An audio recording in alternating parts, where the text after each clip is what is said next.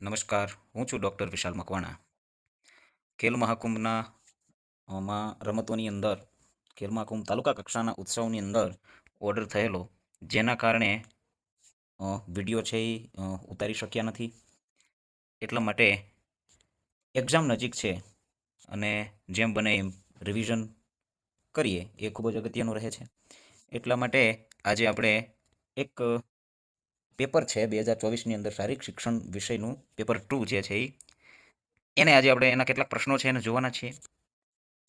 તો જોઈએ PYQ 2024 paper solution છે. પ્રશ્ન એક છે કે આંતરરાષ્ટ્રીય ઓલિમ્પિક સમિતિ છે આઈઓસી, જેને ટૂંકું એનું નામ છે આઈઓસી, તો એનું મથક ક્યાં આવેલું છે? આવો પ્રશ્ન છે. તો આપણને સૌને ખ્યાલ છે અને આનો વિડીયો પણ આપણે અપલોડ કરેલો છે. લુસાને સ્વિટ્ઝરલેન્ડની અંદર મુખ્ય મથક આવેલું છે આઈઓસીનું.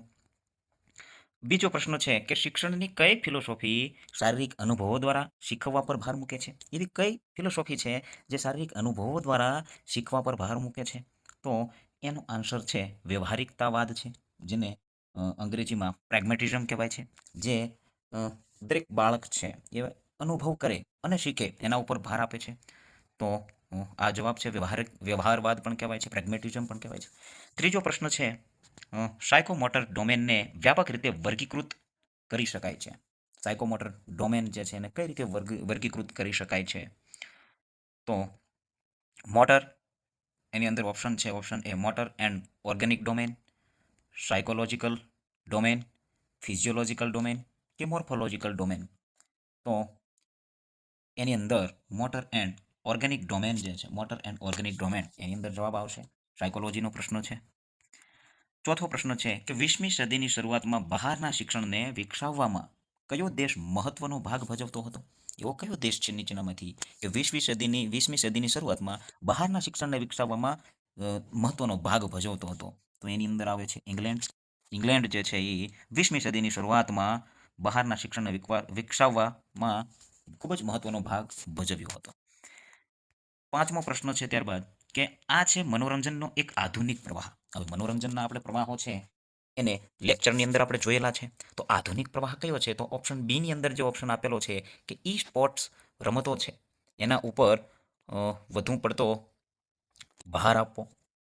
આ સિવાયના પણ ઘણા આધુનિક પ્રવાહો છે જેને આપણે વિડીયોની અંદર અપલોડ કરેલા છે, મનોરંજનનો જે વિડીયો છે એની અંદર. છઠ્ઠો પ્રશ્ન છે શારીરિક શિક્ષણમાં નીચેનામાંથી કઈ પદ્ધતિ છે જે શીખનાર માટે કેન્દ્રિત છે? શીખનાર એટલે સ્ટુડન્ટ લર્નર સેન્ટર, જેને મેથડ કહેવાય છે, કે શીખનારને કેન્દ્ર રાખે છે. જે શીખે છે એને કેન્દ્ર રાખવા માટેની પદ્ધતિ કઈ છે? વ્યાખ્યાયન પદ્ધતિ, જેને લેક્ચર મેથડ કહેવાય છે અંગ્રેજીની અંદર. નિદર્શન પદ્ધતિ, જેને ડેમોન્સ્ટ્રેશન મેથડ કહેવાય છે. ડ્રીલ પદ્ધતિ એટલે કે ડ્રીલ મેથડ.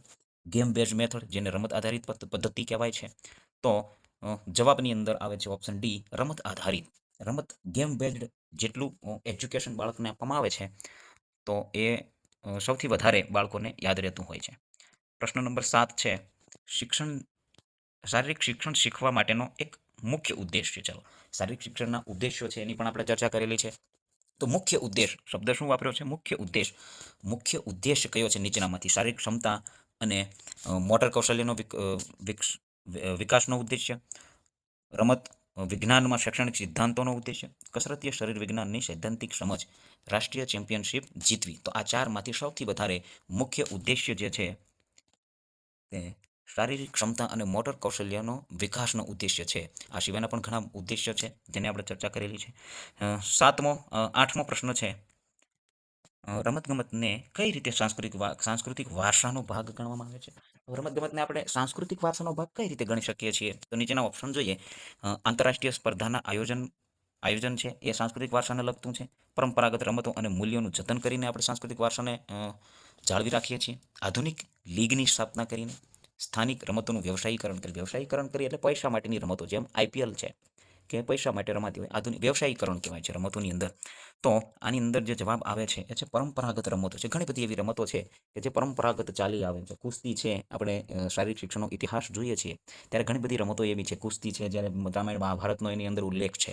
તો એ સાંસ્કૃતિક વારસો જાળવવા માટેની રમતો જે છે, પરંપરાગત રમતો છે.